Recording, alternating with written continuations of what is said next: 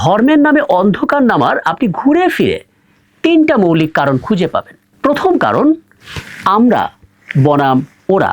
এটা একটা ট্রাইবাল মনস্তত্ত্ব। এটা কেমন? মানুষ সবসময় কি চায়? নিরাপত্তা।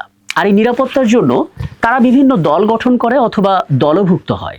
এই দল গঠন করা বা দলভুক্ত হওয়া কিন্তু খারাপ না, বরং কোনো কোনো ক্ষেত্রে এটা কাম্য, এটা হওয়া উচিত। কিন্তু মুশকিল হচ্ছে, দলভুক্ত হবার পরেই যদি একটা মানুষ ফিল করা শুরু করেন যে তিনি সবসময় ঠিক, তাহলে ওরা বেঠিক বা ওরা ভুল, এরকম একটা মাইন্ডসেট তৈরি হয়ে যায়। আর তখন ধর্মটা বেসিক্যালি ধর্ম থাকে না, এটা হয়ে যায় একটা আইডেন্টিটি ব্যাজ।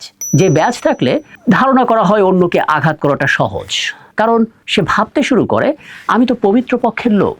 কিন্তু ধর্ম কি কখনো পবিত্রতার নামে ঘৃণা শেখায়? না তো, বরং ধর্ম শেখায় সংযম, ন্যায় আর মমতা। দ্বিতীয় কারণ, মোরাল লাইসেন্সিং। এটা কেমন? কিছু মানুষ ভাবে যে আমি তো খুব শক্তপোক্তভাবে ধর্ম পালন করি, কাজেই রাগ আমার জন্য জায়েজ।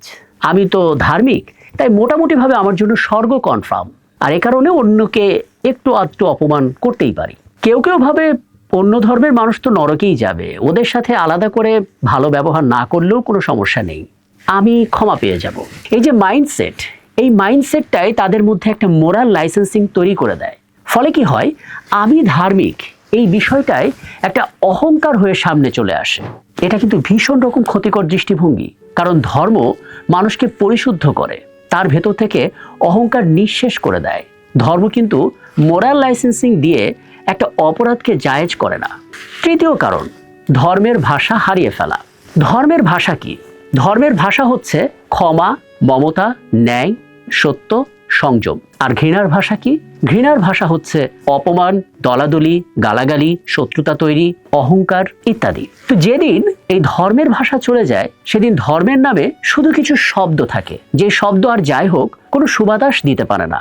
আর ধর্ম তখনই চলে যায় যখন নিজের ভেতরের আমিটা দূষিত হয়ে যায়। তো ঘুরে ফিরে দেখা গেছে এই তিনটি কারণেই ধর্মের নামে আমাদের সমাজে অন্ধকার নেমে আসে।